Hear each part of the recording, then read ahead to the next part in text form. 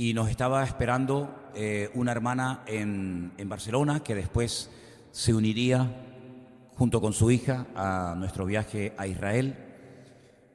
Permítame decirles que esa hermana ha entrado en contacto con nosotros porque otra hermana argentina que en su día había viajado con nosotros a Israel le había hablado de nosotros, de los cultos y de la iglesia, y entonces ella llevaba ya unos cuantos meses viendo los cultos. Ella es odontóloga, probablemente, no sé si me está escuchando ahora mismo, le mandamos un saludo a nuestra hermana Miguelina y a su hija Chantal. Ella vive en Gerona, ella es odontóloga, tiene su propia clínica y esa noche dormimos en Barcelona, aunque previamente fuimos a comer a la casa de unos hermanos que nos trataron de maravilla, unos hermanos que se llama Víctor y no recuerdo ahora mismo el nombre de su esposa, y allí estuvimos con ellos, hicimos noche en Barcelona, bueno, hacer noche por decir algo, porque prácticamente dormimos muy poquito porque al día siguiente teníamos que salir muy temprano para Israel. Y bueno, fuimos para Israel junto con esta hermana. Allí nos estaba esperando nuestro hermano Adolfo, junto con su esposa, unos hermanos que viven en Tel Aviv. Estuvimos con ellos, comimos y luego ya al día siguiente, o mejor dicho, ya en esa madrugada, ya comenzaba a venir el resto de los hermanos que iban a estar con nosotros. Puedo decir sinceramente que de todos los viajes que he hecho, que ya son unos cuantos, este grupo fue un grupo especial. Sinceramente, este grupo sobre todo de hermanos que vinieron de Bélgica, aunque tanto el pastor que vino junto con su esposa son peruanos y vino algún hermano también ecuatoriano, y dos chicos, dos jóvenes que venían desde Buenos Aires. Imagínense el viaje tan largo que tuvieron que hacer, pero se acoplaron al grupo. Fue un grupo realmente excelente. No hubo en ningún momento ninguna queja, mantuvieron el ritmo en todo tiempo. Ya venían preparados, ya les venían diciendo hace tiempo que se entrenaran físicamente para aguantar el ritmo. Les habían hablado acerca de que esto iba a ser una especie de seminario, donde iban a estar estudiando la palabra por la mañana, por la tarde y por la noche, y aparte visitaríamos un montón de lugares. La verdad es que fue un tiempo extraordinario. Como era un grupo numeroso, un grupo grande, viajábamos en 2 furgonetas y en un pequeño coche que alquilamos, que tuvimos que alquilar. Y un día, cuando fuimos al Mar Muerto con el grupo, que por cierto lo pasaron de maravilla, ahí se revolcaron como cochinitos, vamos, lo pasaron de maravilla. Resulta que cuando nos íbamos, el pequeño coche que habíamos alquilado, no arrancaba. Entonces imagínense lo que es estar allí en el Mar Muerto. Yo no sabía cómo se decía los cables de las pinzas del coche, ni en inglés, ni en hebreo, ni en nada. Pero bueno, el Señor me puso en gracia, por allí me busqué la vida y pudimos, gracias al Señor, arrancar el coche. Llegamos a Jerusalén, pero al día siguiente salíamos muy temprano para Galilea y el coche tampoco arrancaba. Era Shabbat y yo nunca vi un día de reposo de tanto reposo como ese día. Yo ni pájaros había ese día. ¿Qué hacemos? Un día de reposo, ¿dónde consigo yo unas pinzas, unos cables para arrancar el dichoso coche? Ya habíamos quedado cerca de Galilea, en el Yardenit, porque a todo esto también tuvimos un culto de bautismo. Ahora les pondremos ahí también unas fotografías para que las vean. Habíamos quedado con Adolfo, que él subía de Tel Aviv y nos íbamos a encontrar allí. El caso es que, bueno, gracias al Señor pude encontrar un aparatito, que ya se lo enseñaré, es como si fuera un pequeño móvil, que me decían que con eso podía arrancar el coche. Digo, bueno, pues como esta gente está lista, pues habrán inventado algo que se puede utilizar para arrancar el coche. El coche, gracias al Señor, arrancó y nos pusimos en carretera, pero se volvió a parar el coche. Arrancó y se volvió a parar el coche. Y ya a la tercera vez ya el coche no arrancaba. Entonces nos vimos ahí en un pequeño dilema. ¿Qué hacíamos? Entonces llamamos al servicio de emergencia de la Rentacar y nosotros con las 2 furgonetas decidimos salir, esperarles en el Yardenit, esperarles arriba en Galilea. Después ellos ya se unirían a nosotros y el caso es que, bueno, sí, se pudieron unir a nosotros, pero claro, esto ya crea un pequeño ahí, un desfase de horarios, de tiempo y tal, pero bueno, gracias al Señor fue un incidente que el Señor nos ayudó. Quiero decirles que en Shabbat, en Jerusalén, se para la ciudad y no hay nada, está todo parado, no hay transporte, no hay coches, no hay nada.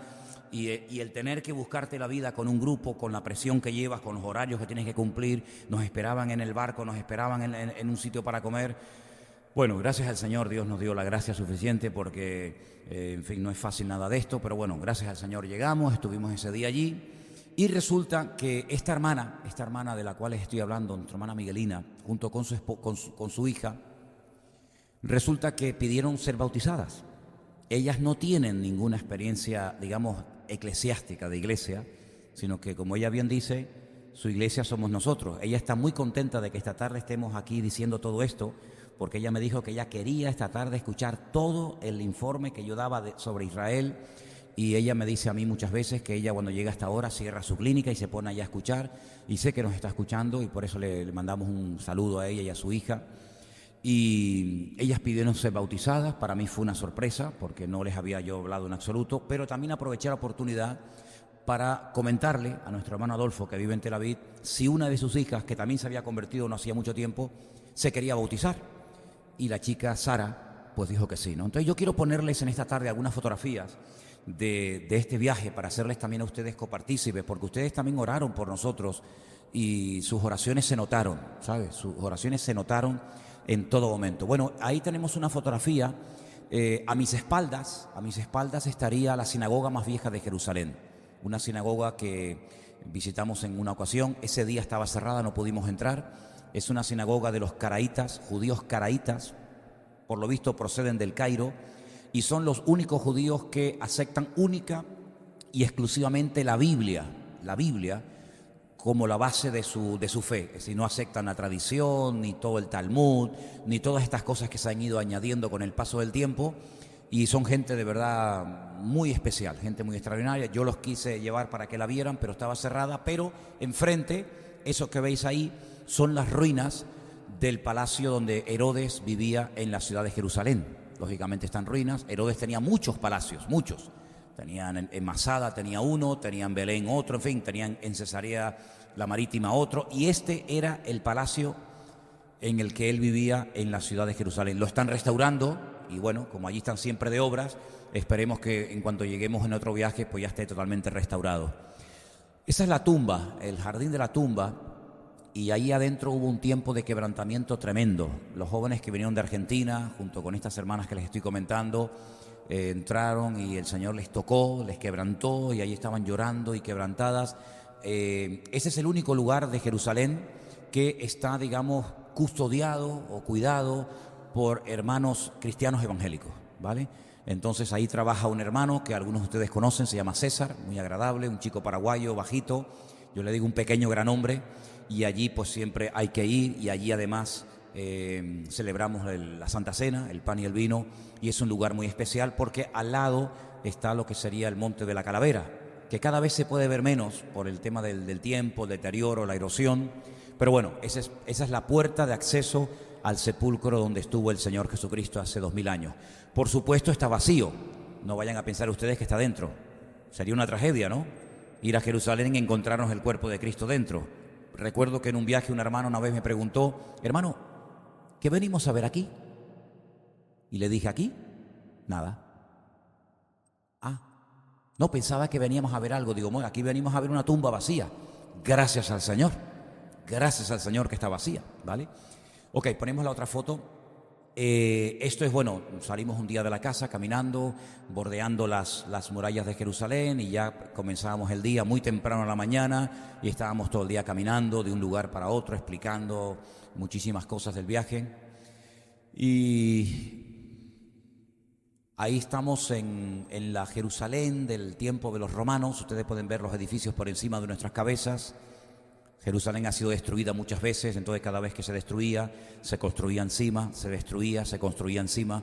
Por lo tanto hay muchos niveles, pero hay una parte, una avenida de la época de los romanos que se llama el Cardo, y es una avenida que se puede caminar. Entramos por aquel túnel que ustedes ven al fondo, y allí es el barrio judío, y esa era una mañana paseando con los hermanos. Nos cogió mucho calor, fue un tiempo de mucho calor, por eso voy a ir con mis sandalias y en otras ocasiones con un pantalón corto porque hacía mucho calor.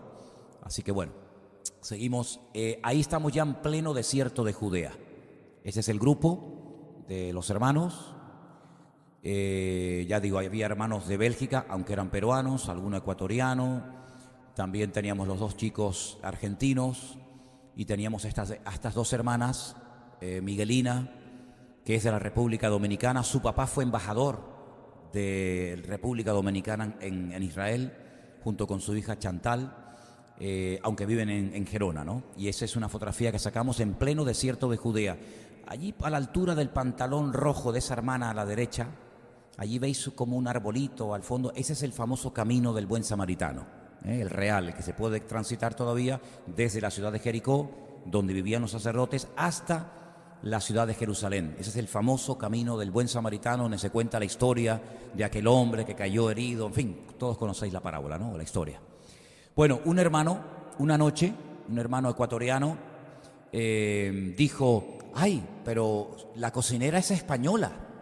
Una hermana extraordinaria, estrella, se llevó todas las estrellas, porque la verdad que fue una bendición tener a esta mujer allí. Y este hermano le dijo: ay, pues si usted es española, una noche nos debería hacer una paella. Pero lo dijo así, ¿no? Como sin querer. Y al día siguiente, miren qué pedazo de paella nos hicieron. A los hermanos les gustó muchísimo. Y fue una sorpresa, fue una bendición el poder comer esa noche ese pedazo de paella, ¿no? ¿Ok? Ese fue el día que los hermanos llegaron. Están un poquito desordenadas las fotografías. Detrás del grupo, ustedes ven, creo que se puede ver bien, ¿verdad? Ok, se ve una menorá gigante. Esa menorá la hizo Salvador Dalí y fue un regalo que en su tiempo Salvador Dalí, el famoso pintor y artista catalán, pues regaló a Israel. Y claro, cuando llegas al aeropuerto y sales del aeropuerto y te encuentras ese pedazo de menorá gigante, pues es la primera foto que la gente se hace nada más llegar al país, ¿no? Claro, los hermanos venían de Bélgica, todos estaban abrigados y tal, pero bueno, ya durante el día ya podéis ver que ya nos tuvimos que poner ropa de verano. Ahí estamos en pleno desierto de Judea, dando las explicaciones correspondientes. Ese es el pastor Eduardo. El pastor Eduardo es el pastor de la iglesia de Bélgica. Él vino con su esposa y con un grupo de hermanos de su congregación. Y ahí ya habíamos terminado el bautismo en el río Jordán, ¿vale? Un hermano encantador. Esta es nuestra hermana Miguelina. El día de su bautismo estaba muy, muy emocionada. Y bueno, la verdad que fue un tiempo muy especial. Gracias al Señor el agua no estaba tan fría como en otras ocasiones. Y ahí era ya saliendo del agua, bueno, en plena efervescencia, en pleno gozo y alegría, ¿no? Y creo que esta es su hija Chantal, una chica de 19 años, que cuando yo pedí que dieran algún testimonio antes del bautismo, dijo algo que nos quebrantó a todos. Ella dijo: desde que llegué a Israel tengo una voz metida en la cabeza que me dice continuamente: yo te amo y morí por ti, yo te amo y morí por ti. Digo, bueno, pues ese es el Señor, el que te está hablando, ¿no? Y esa es su hija. Esta es la familia de nuestro hermano Adolfo. A la derecha mía está su niño, Johanan, el pequeñito. Al centro está su esposa Paula y a la izquierda están sus dos hijas, Sara y Mafe. Ellos se unieron a nosotros y pasamos todo el día sábado juntos, y ese es en el barco que navegamos habitualmente en el mar de Galilea. Ahí estamos en la casa de Jerusalén. Una mañana íbamos a salir y ahí nos hicimos una foto en la fachada de la casa. Gracias al Señor por este lugar tan hermoso, tan céntrico, que nos permite ir caminando a los lugares principales de la ciudad de Jerusalén. Decirles que el Señor nos guardó, aunque había paz por todas partes. No tuvimos en ningún momento sensación de peligro, ni muchísimo menos. Yo sé que ha habido cosas que se han dicho y tal, pero nosotros, gracias al Señor, en todo momento estuvimos bien, estuvimos protegidos y disfrutando, y nos llamó como siempre la atención que Israel es un país de millones de jóvenes, de miles y miles de jóvenes. Ves jóvenes por todas partes, la gente contenta, la gente muy, muy tranquila, a pesar de lo que haya a su alrededor. No hay más, ¿no? Vale. Y el Señor, pues gracias al Señor, fue muy bueno. El grupo estuvo muy tranquilo, muy bendecido en todo tiempo. Y probablemente en el verano, un grupito de estas hermanas de Bélgica, lo más probable es que cuando Elena haga una actividad con las hermanas, lo más probable es que ellas vengan Y bueno, ya también tenemos confirmación de que esta niña Chantal, la que se bautizó, va a venir al campamento de jóvenes. Y también hablando con Adolfo ayer, que estuvimos hablando más de 1 hora y media desde Jerusalén, pero desde Tel Aviv, me decía que va a hacer todo lo posible para que sus 2 hijas y su esposa puedan venir en agosto también para que puedan asistir al campamento, ¿no? No somos conscientes, yo siempre lo digo, yo el primer sorprendido de la repercusión que tienen el hecho de que muchas personas puedan ver los cultos desde sus hogares, no porque por el hecho de que no quieran venir a la iglesia, sino porque no tienen iglesia. Y esta congregación, nosotros nos hemos convertido en su iglesia. Esta hermana Miguelina me decía que ella no tiene una iglesia donde poder congregarse. Vive en un pequeño pueblo de la provincia, de la región de Gerona, pueblo de 6-7 mil personas, no hay congregación. Y hay un grupo de hermanos, tal vez 10, 12 hermanos, que siguen nuestros cultos habitualmente, que no tienen dónde congregarse. Yo me he comprometido con ellos cada vez que pueda hacerles una visita, ¿vale? Para poder estar allí con ellos y ministrarles y participar de la Santa Cena y estar con ellos allí unos días. Oren por este grupo. Nuestra hermana Miguelina también quiere venir en el verano. Bueno, si vienen todos los que han dicho que quieren venir, no vamos a caber en la isla, ¿eh? Pero bueno, oren por todas estas personas que me dicen que les diga. Yo les digo lo que ellos me dicen. Valoren lo que tienen. Valoren el hecho de que usted pueda venir a una iglesia. A ellos les gustaría y no pueden. Valoren el hecho de poder tener un pastor. A ellos les gustaría tener un pastor, digamos, físico, y no lo tienen. Entonces, que valoremos todo lo que el Señor nos ha dado, porque no en todas partes los creyentes tienen las oportunidades y el privilegio de congregarse y de reunirse como nosotros lo tenemos aquí, en este hermoso lugar, aquí en plena ciudad. Porque yo el otro día, hablando con Elena, le decía, oye, qué bueno que el Señor haya puesto esta iglesia en el centro de la ciudad. Porque sí, yo sé que gracias al Señor hay otras congregaciones, pero en esta ubicación tan bien ubicada no hay tantas, ¿no? Así que damos gracias al Señor por este privilegio, y aprovecho también la oportunidad para agradecer a Anderson y a Marcos, que han estado compartiendo en este tiempo. Sin ellos sería imposible el que yo pudiera salir. Ustedes saben que mi ministerio no solamente es un ministerio de puertas para adentro, sino es también un ministerio de puertas para afuera. Y usted tiene que ser comprensivo, usted tiene que entender esto. Su pastor es un pastor de pastores. Su pastor tiene también otras responsabilidades fuera. Y mi ministerio no es única y exclusivamente atenderles a ustedes los jueves y los domingos, ¿no? Sino que tengo muchas más responsabilidades y mucha gente, ¿verdad? Y entonces usted tiene que entender que de vez en cuando tenemos que salir, porque es nuestra obligación, es nuestro ministerio. Nosotros ya vamos a hacer dentro de muy poco tiempo 40 años de ministerio, y en tantos años, pues oye, se abren muchas puertas, muchas posibilidades, muchas cosas. Cuando volvimos de Israel tuvimos un retiro. Bueno, dormimos en la casa del pastor Antonio, que como siempre son excelentes, su trato, mandan saludos para la iglesia. Estuvimos con ellos la noche del miércoles durmiendo, y el jueves me pidió predicar en su iglesia. Y bueno, allí pues hay un montón de hermanos que también nos aprecian mucho, nos quieren mucho, sobre todo son hermanos de Perú, muchos de ellos. Y entonces ya al día siguiente salimos para Sicilia, esta isla que me quedé sorprendido lo larga que es. Tiene 27.000 kilómetros cuadrados. ¿Saben cuántos kilómetros cuadrados tiene Tenerife? 2.700. Si Tenerife es el 10% de Sicilia. Decimos, yo, Tenerife, qué grande, y de aquí al sur la gente dice, uff, ¿sabes qué larga es Sicilia? 450 kilómetros de larga. Es una isla grande, ¿eh? Es una isla muy grande con más de 6 millones de habitantes, ¿no? Y allí estuvimos en un retiro el viernes, el sábado y el domingo. Del retiro les hablaré en otro momento. No voy a hablar hoy del retiro porque el día que les hable de este retiro, pues no quiero que salga nada al aire porque son otras cuestiones, pero allí estuvimos viernes, sábado y domingo. Los hermanos nos trataron de maravilla.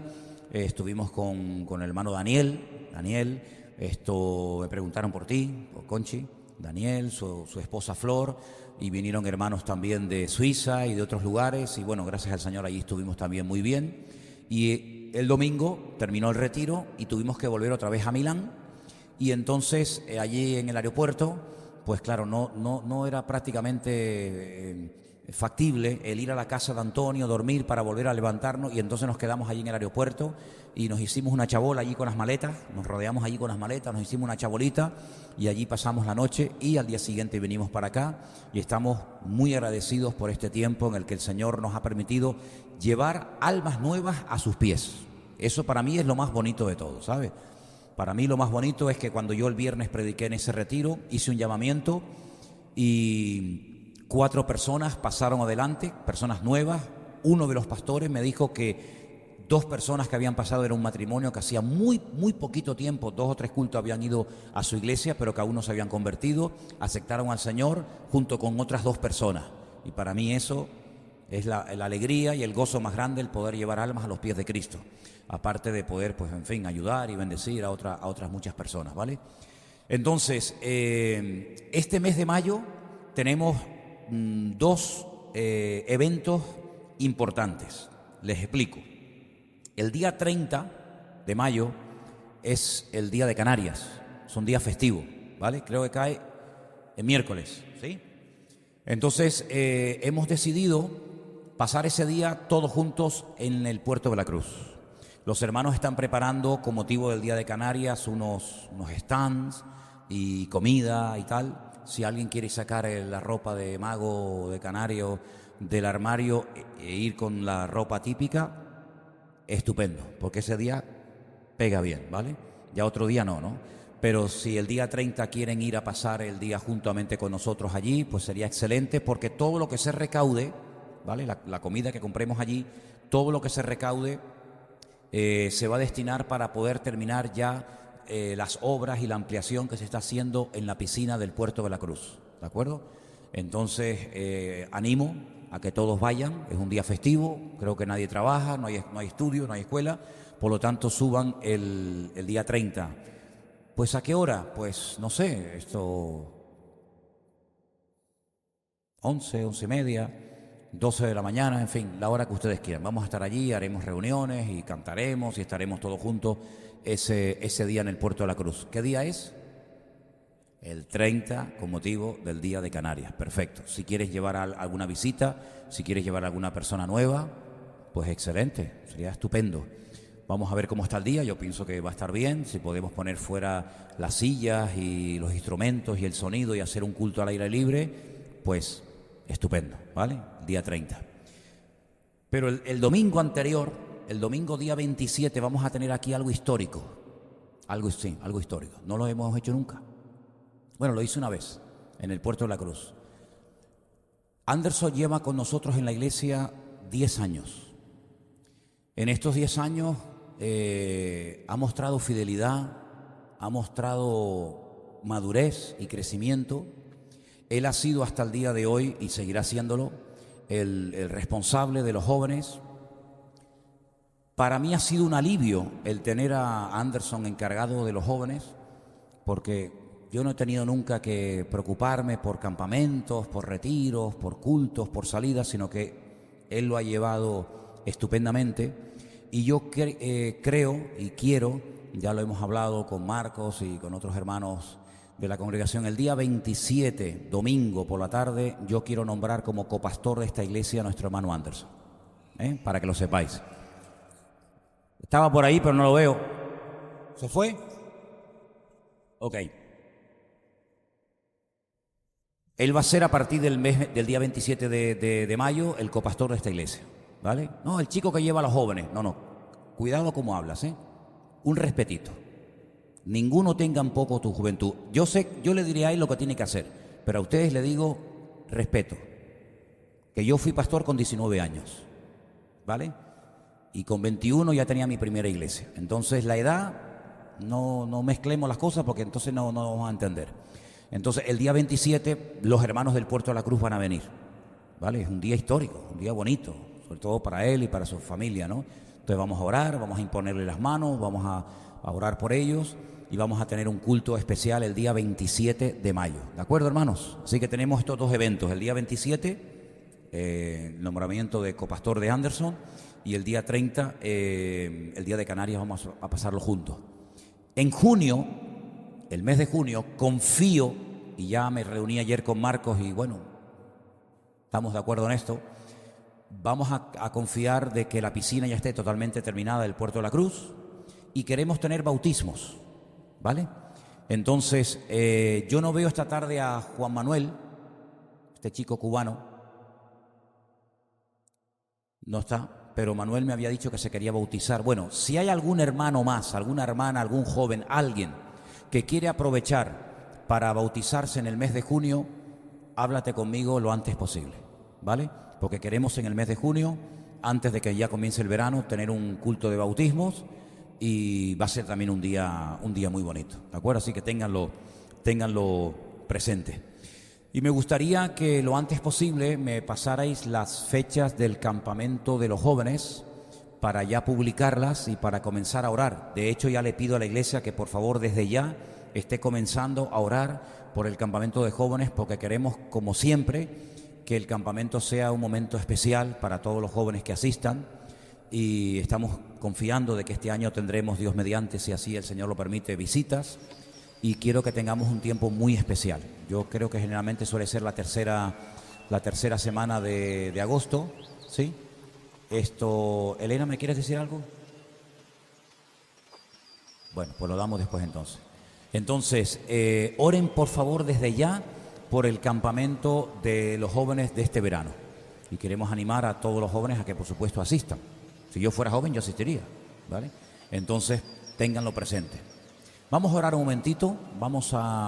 un momentito, para que esta palabrita que les quiero compartir en este momento sea de bendición y todos y cada uno de nosotros podamos ser bendecidos, ¿no?, a través de la palabra del Señor, y vamos a darle sobre todo gracias, ¿eh? Por favor, yo pido que en este momento cierres tus ojos, le des gracias al Señor por lo bueno que Él es con nosotros.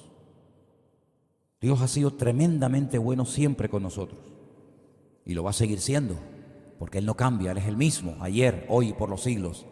Y por eso en esta tarde, Señor, queremos hacer esta oración de gratitud y reconocer públicamente y confesarte como ese Dios de amor, ese Dios de misericordia, ese Dios de bondad que siempre nos ha demostrado que está a nuestro lado.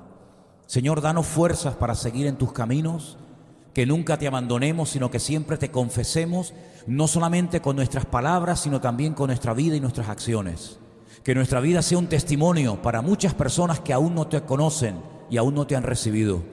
Que nuestra vida sea una vida verdaderamente atractiva para que la gente que rechaza el Evangelio puedan ver en nosotros algo diferente y que podamos realmente tener siempre una actitud de gratitud, porque tú eres bueno y para siempre es tu misericordia. Te damos gracias por todo lo que nos has dado hasta el día de hoy, por todo el camino que hemos recorrido juntos, y te doy gracias también por todos y cada uno de los hermanos que en esta tarde están aquí en esta congregación, en este culto, y por todos los hermanos y hermanas que nos estarán viendo ahora de diferentes partes del mundo, y después también los bendecimos, y gracias por sus oraciones y por su apoyo hacia nuestra vida. En el nombre bendito de tu amado Hijo Jesús. Amén y amén. Como yo les decía, quiero leer el Salmo 121. Sé que es un salmo muy conocido y doy la bienvenida a todos, y sobre todo hay una parejita nueva, no sé si han estado en el tiempo que yo he estado fuera. ¿Ya habéis estado? ¿Sí? Bueno, después nos saludamos. El Salmo 121, que empieza diciendo cántico gradual o cántico de las subidas, era una de las canciones que se cantaban cuando los peregrinos subían a la ciudad de Jerusalén a adorar al Señor. Saben ustedes que 3 veces al año era obligatorio que tenían que subir a Jerusalén. ¿Por qué digo subir? Porque Jerusalén está en alto. Si usted conoce Jerusalén, los que han estado conmigo lo saben, Jerusalén está casi a 800 metros de altura. Entonces cuando se va a Jerusalén siempre dice subimos a Jerusalén. Y cuando usted va a Capernaum, a Samaria, a Tel Aviv, a donde sea, pues usted desciende, ¿vale?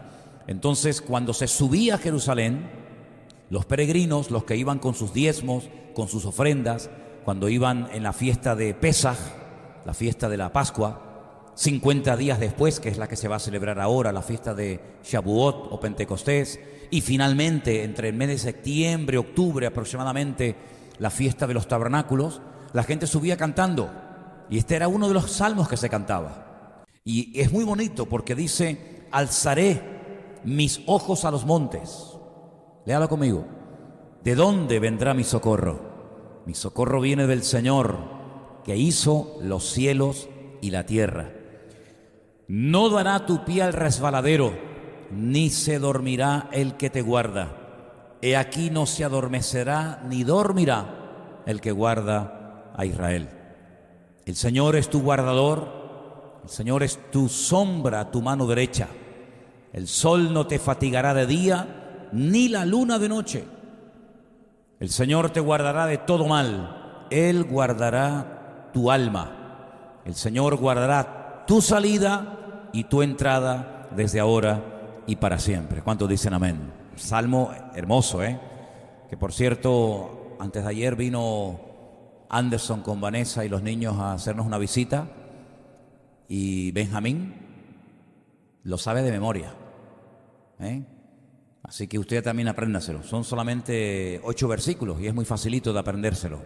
Alzaré mis ojos a los montes, ¿de dónde vendrá mi socorro? Saben, tuve una experiencia, fuimos a una tienda a comprar unas especies y había 2 mujeres judías hablando entre ellas, y una le decía a la otra: tengo tantos problemas, estoy tan cargada, tan agobiada. Y le dije: ¿le puedo decir algo? Se quedaron así. Le digo: y se quedaron, y le cité todo el Salmo 121. Y me dice una de ellas: gente como tú tiene que venir aquí para que nos digan esas cosas. Digo: bueno, pues nada.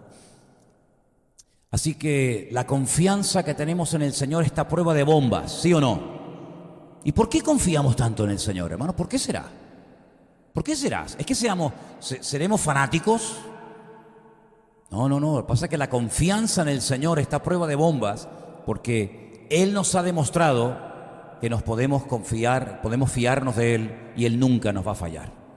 Mire, hemos leído en parte de este salmo en esta tarde: el Señor es tu guardador a tu mano derecha, y dice: Él no se adormecerá, es decir, no se quedará dormido. ¿Cuánta gente se ha quedado dormido en un tiempo de guardia? ¿Cuántos soldados se pueden quedar dormidos en su puesto de guardia? Yo me acuerdo una vez, cuando estaba en el ejército, que tuve que ir a relevar al chico que estaba en el puesto de guardia, y estaba dormido. Estaba totalmente dormido. Eso es un delito. Puedes terminar con tus huesos en la cárcel. El que un soldado que tiene la responsabilidad de cuidar a 4 o 5 mil compañeros que están durmiendo tranquilos, sabiendo que tú estás ahí armado, vigilándoles, y que tú te quedes dormido. La Biblia nos habla mucho acerca de la atalaya. La atalaya era el hombre que estaba en lo alto de ese monte o en esa torre, mirando, oteando al horizonte y diciendo: oye, cuidado que viene el enemigo. Y la Biblia dice: ay de aquel que se quede dormido, la sangre de toda la ciudad será demandada sobre la cabeza de esta persona. Bueno, y en cierto sentido, los cristianos, la iglesia del Señor es la atalaya. Somos los voceros, los que les decimos a la gente: hey, que Cristo viene, que la palabra es verdad, que tienen que arrepentirse. En fin, todo eso que ustedes saben, ¿verdad? Y saben, una vez leímos hace poco aquí en este mismo púlpito que la guardia personal del rey Saúl se le quedó dormida. ¿Se acuerdan? Y bajó David de las montañas, se metió en medio del campamento, cogió la lanza de Saúl, se la lleva y empieza a gritar: ¡Abner! ¡Abner! Fíjate tú qué nombre tiene. Padre Ner Luz, padre de luz, el que tenía que proteger al rey. Le dice: ¿cómo es posible que te has quedado dormido? Imagínate tú, David podía haberlo matado. Pero eso nunca va a ocurrir con el Señor, porque el Señor no se cansa. Los discípulos se cansaron y se le quedaron dormidos. ¿Se acuerdan? En el huerto de Getsemaní se le quedaron dormidos. Les pide oración y se les quedaron dormidos. Sin embargo, el Señor jamás dormirá, porque no se cansa. El Señor está velando por tu vida y por la mía 24 horas al día a la diestra de Dios Padre, clamando, intercediendo por ti. Cuando tú no oras, Él ya oró por ti. Cuando tú estás tal vez desanimado, decaído, Él nunca se va a desanimar ni va a decaer su semblante, sino todo lo contrario. Siempre te protegerá, siempre te sustentaré con la diestra de mi justicia, dice el Señor. ¿Cuántos dicen amén? Y por eso, hermanos, tenemos la confianza de saber que tenemos un Dios que ha prometido, y lo que el Señor cumple, o lo que el Señor promete lo cumple, que va a cuidar de tu vida, tu parte física, tu parte psicológica, tu parte económica, tu parte familiar, etcétera. de todas y cada una de las áreas de tu vida el Señor va a cuidar. No tienes que tener ningún temor. El que tiene temor es porque no termina de fiarse de Dios. ¿Temor de qué? ¿De qué puedes tener miedo? De no tener trabajo, pero si el Señor es mi pastor, nada me faltará. De caer enfermo, pero si por sus llagas fuimos nosotros curados. De que se metan contra ti, pero aunque un ejército acampe contra ti, no temerá mi corazón. ¿De qué puedes tener temor? Cuando tú conoces al Señor de verdad y tienes una relación con Él, tú sabes perfectamente que el Señor cuida de tu vida, ¿sí o no? Íbamos Elena y yo caminando una tarde por Jerusalén y venía hacia nosotros una chica y al oírnos hablar español, como les gusta tanto el español a muchos allí, nos empezó allí medio 4 palabras en español, un poquito en inglés, un poco en hebreo y tal. Y hay un momento en el que la chica me pregunta, ¿qué religión tienes? Y yo le dije, ¿yo? Ninguna. ¿No? Claro, como allí todo el mundo tiene una religión. Digo, yo tengo una relación con Dios que es diferente. Y dice, eso es lo que yo quiero tener. Eso es lo que yo quiero tener, una relación con Dios. Allí estuvimos un poquito hablando y le dimos la página web de la iglesia y no sé si algún día nos verá o no, ¿no? Lo que está bien claro es que nosotros, hermanos, la relación que tenemos con el Señor es una relación de amor, es una relación abierta, es una relación transparente, cercana, ¿verdad?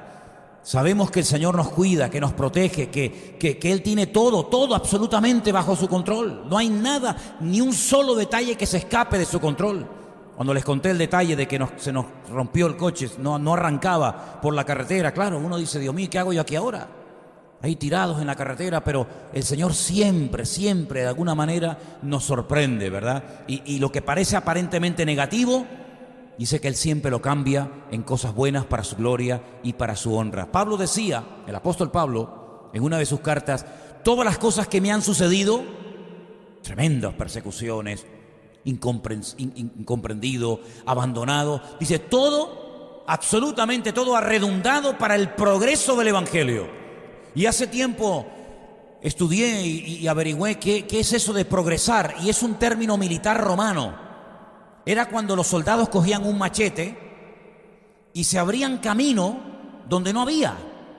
Cuando vas por una selva y no hay camino, ¿y por dónde vamos? Bueno, pues con el machete te vas abriendo camino, ¿verdad? Y vas progresando. Eso es lo que dice Pablo, dice, yo me abrí camino donde no había. No hay obstáculo que pueda frenar a un hijo de Dios. ¿Por qué? Porque vamos progresando, vamos avanzando, no en nuestro nombre, sino en el nombre, sobre todo nombre del Señor Jesús.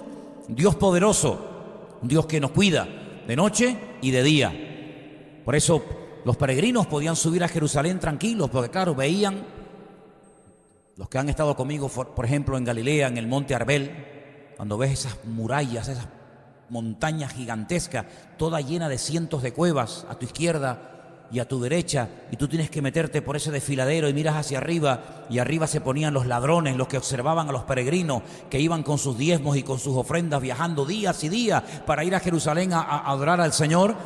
Pues hoy había ese temor, vamos con niños, vamos con las mujeres, y es un peligro. Y ahí se inspiraba el salmista para decir, ¿de dónde vendrá mi socorro? Y mi socorro siempre va a venir del mismo lado, del que hizo los cielos y la tierra. Amén, hermanos, de nuestro Dios. Los cielos y la tierra no se hicieron solos. Eso es lo que el hombre dice, que todo fue así, ¡pum!, producto de la casualidad. Pero eso no es verdad. La Biblia dice que detrás de los cielos, detrás de la tierra, detrás del sol, detrás de una planta, detrás de una hormiga, detrás de cualquier cosa, está la mano todopoderosa de nuestro Dios. Y esa mano está sobre nuestra vida permanentemente, de noche y de día. Por eso no tenemos que tener ningún temor. Bueno, pero es que los años pasan. Sí, los años pasan, pero Dios no pasa. Dios sigue siendo exactamente el mismo. Incluso a los que se sienten débiles, les dice, dígalo. Diga al débil, fuerte soy. ¿Y por qué dice diga?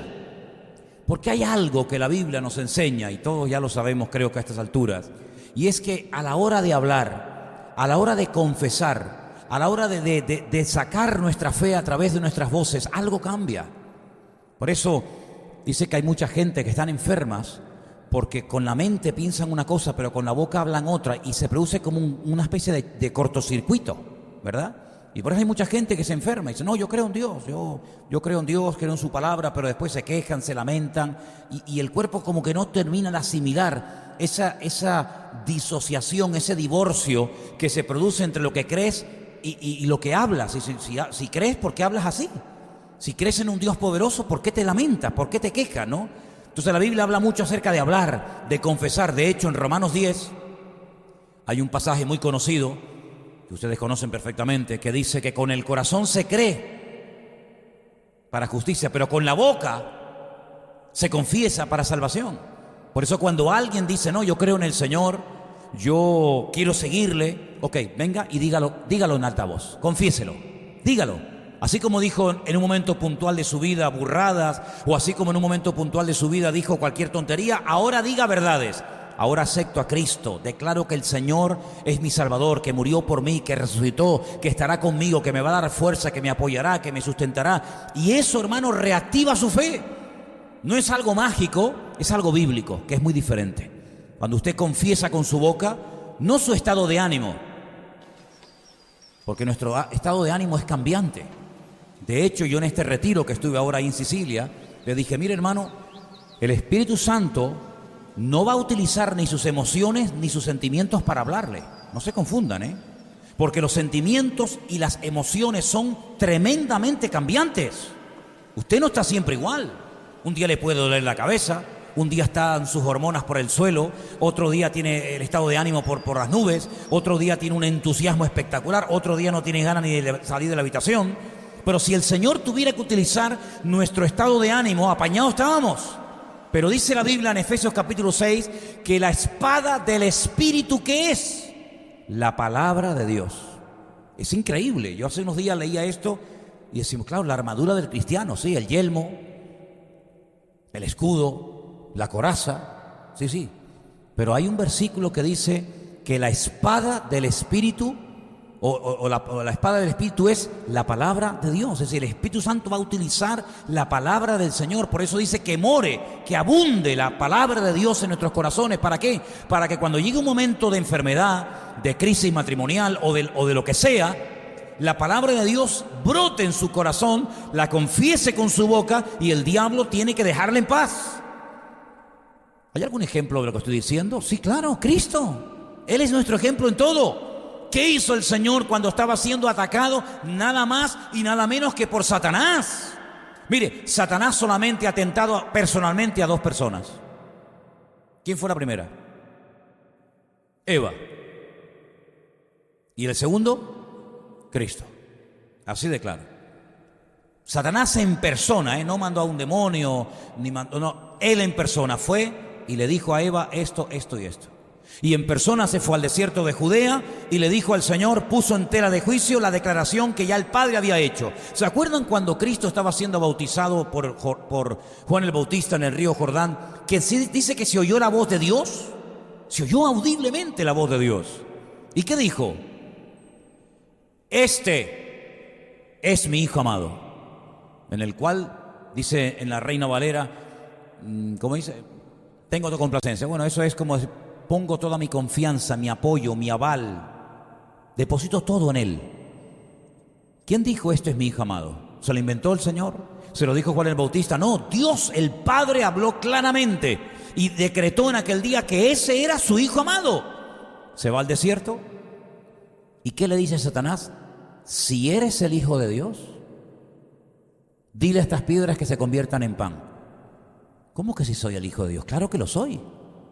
Satanás sabía perfectamente que el Hijo de Dios era Él, pero Él siempre viene a cuestionar, siempre viene a enredar, siempre viene, ¿verdad?, a decir, bueno, Dios dice blanco, es negro, y Dios dice no morirá, yo te digo sí morirá, y siempre viene a decirlo todo al revés.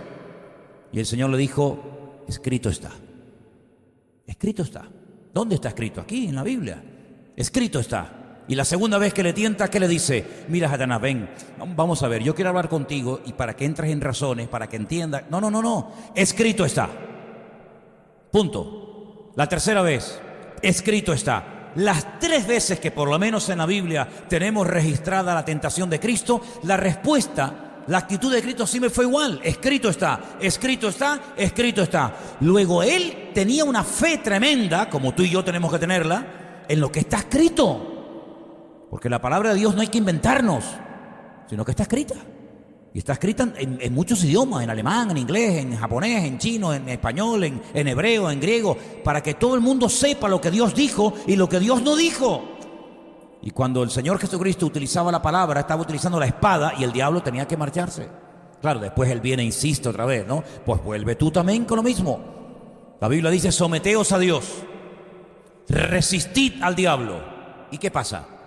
Huirá de vosotros, huirá de vosotros.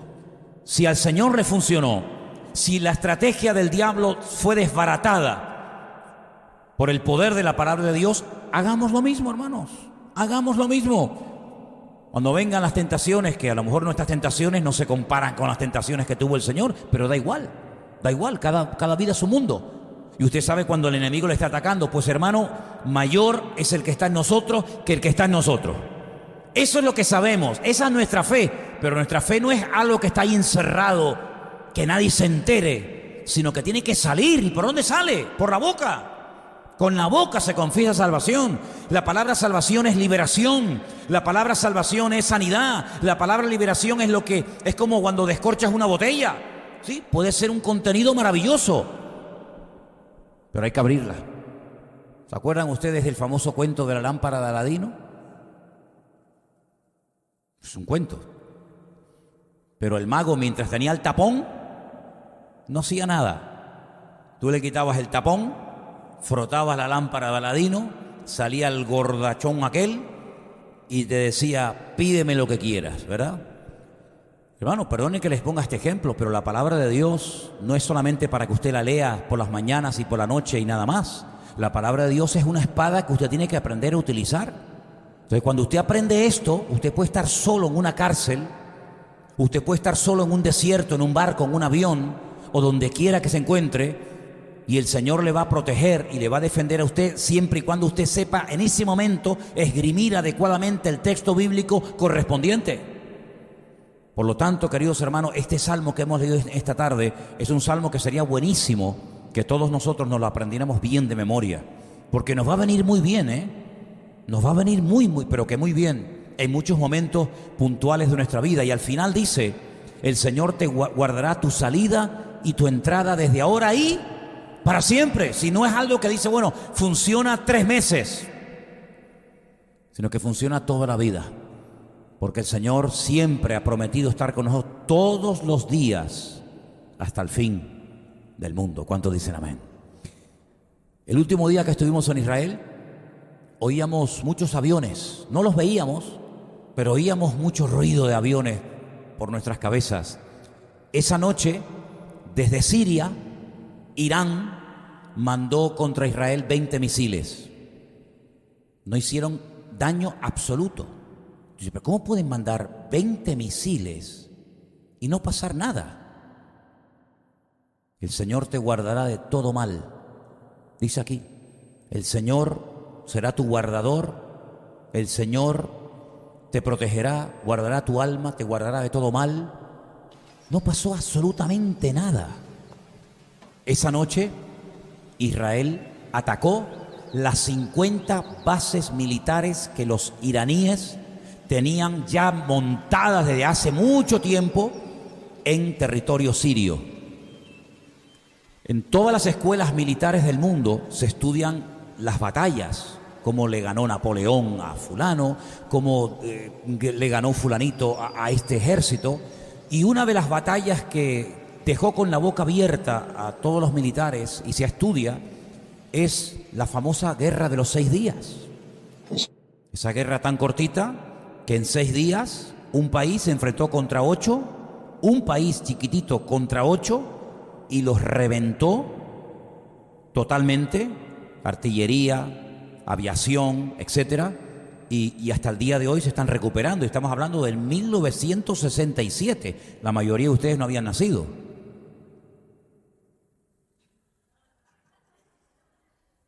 Bueno, solamente unos pocos, Pepita y yo y unos 2 o 3 más. Bueno, pues ahora se va a comenzar a estudiar la guerra de las 6 horas. No ya no los 6 días. La guerra de las 6 horas. En 6 horas Israel atacó las 50 bases militares de Irán en territorio de Siria, las reventó, con lo que significa la pérdida de cientos de millones, y probablemente Irán tardará unos cuantos años en volver a levantar cabeza. Y uno dice, qué misericordia tiene Dios con esta gente, ¿eh? Qué misericordia tan grande tiene el Señor con este pueblo. Pero ¿sabe qué? Yo lo he dicho muchas veces y ustedes lo saben. Dios ha decidido, así como decidió amarte a ti y a mí, así como Él nos escogió, y yo creo, y perdonen, yo creo que a mí el Señor me eligió desde el vientre de mi madre.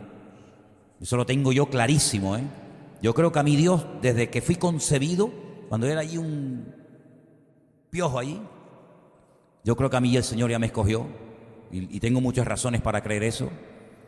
El Señor se empeñó en decir, este pueblo yo lo voy a proteger y yo lo voy a defender. Y Él dice en su palabra, no porque sean los mejores, no, sino porque probablemente es un pueblo con el que nadie quiera trabajar y al que nadie compraría. Porque al fin y al cabo era un montón de gente esclavas en Egipto. Pero Él se decidió y amó a ese pueblo y lo llamó su hijo. Israel es mi hijo. Y por eso dice la Biblia que Él protegerá a ese pueblo, porque el que destruya a ese pueblo, que no va a ocurrir nunca, pero el que destruya a ese pueblo es como haber dicho, lo que tú prometiste es mentira. Yo pude destruir a Israel cuando tú decías que nadie lo podría hacer, por lo tanto tú eres un mentiroso. Y esa es la guerra a lo largo de la historia, siglos y siglos. Los babilónicos lo intentaron, los griegos lo intentaron, los medo-persas lo intentaron, los romanos lo intentaron, los egipcios lo intentaron, y curiosamente todos los imperios que intentaron destruir, los que intentaron destruir a Israel, no existen. ¿Dónde está el imperio romano? Te vas a Roma, a la antigua Roma, y te encuentras todo tirado, todo roto. Te vas a Grecia, no existe el imperio griego. Los únicos que están tratando como la gallina cuando le corta la cabeza de dar algún coletazo son los persas o los iraníes, que no quieren terminar de reconocer que no van a poder de ninguna manera destruir ese pueblo. ¿Por qué? Porque Dios ha dicho que va a defenderlos hasta la muerte, hasta el final. Y hay algo que Dios se ha empeñado en conseguir, y lo va a conseguir, y lo va a conseguir. ¿Saben qué? Que todo ese pueblo reconozca que Cristo es el Mesías. Y bueno, se han hecho estadísticas y se ha llegado a la conclusión de que prácticamente hoy en Israel, en las ciudades principales, ya hay mesiánicos, ya hay gente que está adorando y creyendo en el Mesías. Hay miles, cada vez más. Tuvimos el domingo por la tarde un ratito en una iglesia en Jerusalén muy bonita, la iglesia King of Kings, la iglesia Rey de Reyes, y es una bendición el poder estar en una iglesia en Jerusalén adorando al Señor. Y los domingos es en inglés, pero el viernes es todo en hebreo para los judíos que han aceptado al Mesías, y el Señor ha dicho, todo Israel será salvo. Y es increíble cómo el Señor está tratando de trabajar y forzar y llevar hasta las últimas consecuencias a este pueblo para que le reciba. Será atacado, será lo que ustedes quieran, pero al final todo Israel será salvo, dice la Biblia. Y hasta en el libro del Apocalipsis dice que al final de los tiempos, 12.000 de cada tribu, saben que Israel está formada por 12 familias o 12 tribus, dice que 12.000 de cada tribu, es decir, 144.000 judíos en el monte de Sión. Ustedes han estado allí, donde está enterrado David y donde está el famoso cenáculo y todo eso. Subirán a ese monte y cantarán un cántico nuevo que la letra solamente la conocen ellos, y adorarán al Rey de Reyes y al Señor de los Señores. Y esa ciudad que tanta sangre se ha derramado, y esa ciudad que la han tratado de conquistar los árabes, los cruzados, los judíos, todo el mundo, pues dice la Biblia que es la ciudad donde el Señor decidió morir, resucitar, ascender y volver en su segunda venida a la ciudad santa de Jerusalén. Entonces vemos cómo las profecías se están cumpliendo, y vemos cómo Dios está protegiendo a su pueblo a pesar de que hay una presión internacional tremenda, pues el Señor no va a perder, el Señor siempre va a ganar. ¿Cuántos dicen amén? Y ese es nuestro Dios. ¿Cuántos lo creen? Ese es nuestro Dios. Quiero que cierres tus ojos ahí donde estás y le digas: Señor, gracias, porque mi Dios es el Dios de Abraham, el Dios de Isaac y el Dios de Jacob. Creo en el Dios de la Biblia. Creo en el Dios que inspiró la palabra. Creo en el Dios que amó tanto al mundo que envió a su Hijo unigénito para que todo aquel que crea en Él no se pierda, mas tenga vida eterna. Creo en el Dios de los profetas, creo en el Dios de los discípulos, creo en el Dios de la palabra. Y en esta tarde confieso públicamente que lo amo, que me pongo bajo su cobertura, que me someto al Dios de la Biblia, al único Dios vivo y verdadero, y tú serás siempre el Dios de mi vida. Aleluya, dígalo. Y tal vez te animes a decir: y también en mi familia confieso que tú eres el Señor, y quiero que en mis estudios tú seas el Señor, y en mi matrimonio, y quiero que tú seas el Señor en mi empresa, en mis negocios, y quiero que te encargues de mi vida, de mi economía, de mis estudios. Quiero que te encargues de todos y cada uno de los detalles de mi vida, Señor. Y quiero amarte y esforzarme por honrarte todos los días de mi vida hasta tu venida, Señor. Y oramos en este momento por el pueblo de Israel y por la ciudad de Jerusalén. La bendecimos desde aquí, Señor.